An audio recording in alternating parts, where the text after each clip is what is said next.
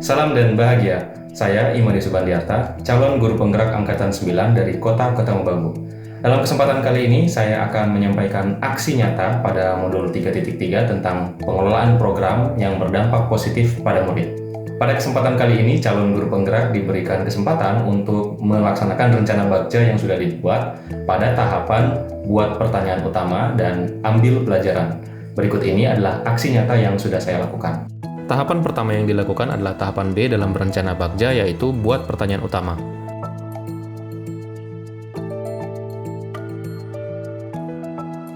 Berikut ini adalah catatan refleksi pada akhir tahapan pertama. Yang pertama adalah latar belakang situasi yang dihadapi. Dalam proses identifikasi ini, saya melibatkan wali kelas dan siswa melalui kegiatan literasi dan numerasi yang rutin dijadwalkan oleh sekolah setiap hari Selasa, Rabu, dan Kamis pagi. Setelah melakukan identifikasi melalui survei, saya merasa perlu adanya upaya untuk peningkatan literasi dan numerasi di sekolah. Temuan ini juga sejalan dengan rapor pendidikan SMA Negeri 3 Ketamabagu tentang kualitas literasi dan numerasi. Saya juga menemukan bahwa mayoritas murid di sekolah saya menggunakan platform sosial media untuk membaca dan mendapatkan berbagai informasi.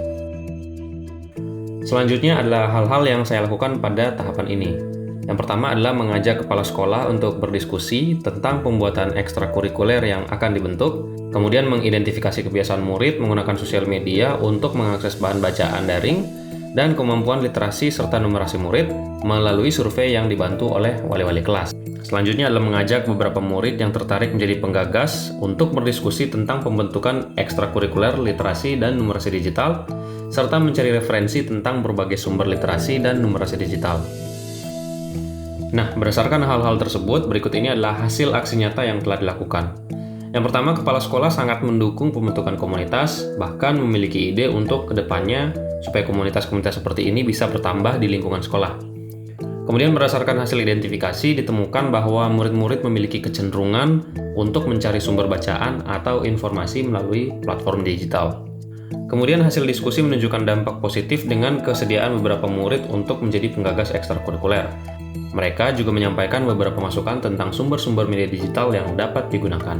Selama pelaksanaan aksi nyata pada tahapan ini, saya sangat bersemangat karena saya merasa di kemudian hari, usaha yang dilakukan oleh komunitas ini akan membuahkan hasil yang positif.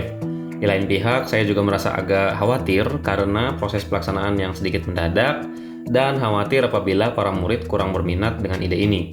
Namun, saya tetap senang karena pada akhirnya semua proses dapat berjalan dengan lancar. Kemudian saya juga mendapatkan beberapa pembelajaran, di antaranya adalah pada tahapan selanjutnya saya harus memaksimalkan lagi peran murid-murid yang akan terlibat dalam komunitas ini.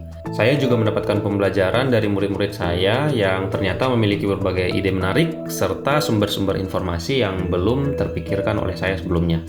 Kemudian rencana perbaikan yang akan saya lakukan pada tahapan selanjutnya adalah perubahan strategi dalam curah pendapat, agar murid-murid lebih terbiasa berdiskusi dan lebih leluasa lagi dalam membicarakan ide yang mereka miliki.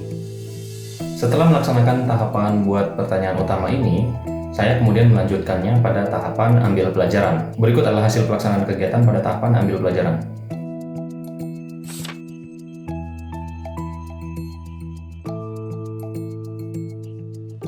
Berikut adalah catatan refleksi pada akhir tahapan kedua. Yang pertama, latar belakang situasi yang dihadapi adalah dalam proses pembentukan ekstrakurikuler ini, memperluas referensi adalah hal yang sangat diperlukan.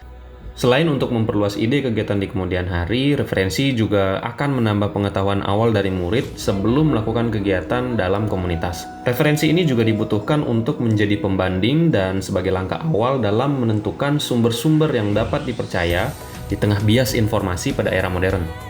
Kemudian hal-hal yang dilakukan pada tahapan ini adalah yang pertama, mencari informasi bersama murid-murid mengenai orang-orang yang bergerak di bidang literasi dan numerasi.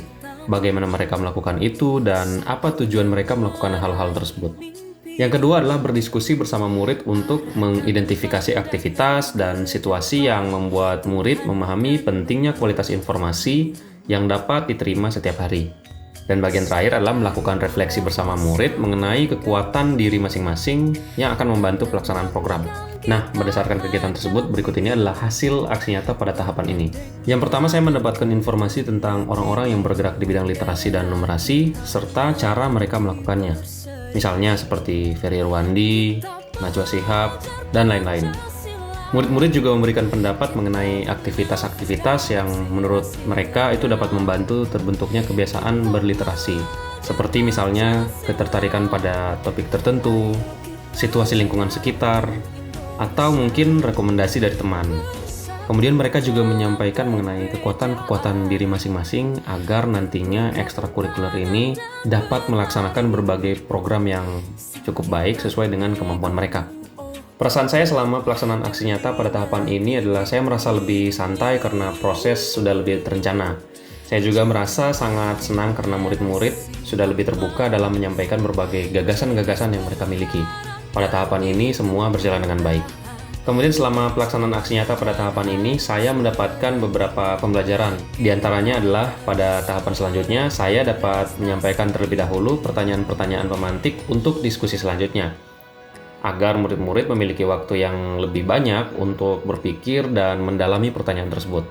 Saya juga dapat menambahkan referensi-referensi yang diperoleh untuk mendorong murid-murid menetapkan ide-ide yang akan direalisasikan. Nah, sesuai dengan pembelajaran tersebut, rencana perbaikan yang akan saya lakukan adalah menyiapkan pertanyaan-pertanyaan pemantik yang dapat dipelajari oleh murid-murid, agar mereka memiliki lebih banyak waktu untuk memikirkan hal-hal yang akan disampaikan pada tahapan gali mimpi nanti. Saya juga berharap pada tahapan gali mimpi nanti, prosesnya juga akan berjalan dengan lancar. Aksi nyata kali ini merupakan bagian dari modul terakhir di program pendidikan guru penggerak. Saya merasa sangat senang karena bisa sampai di tahapan ini dan mendapatkan banyak manfaat dari program pendidikan guru penggerak.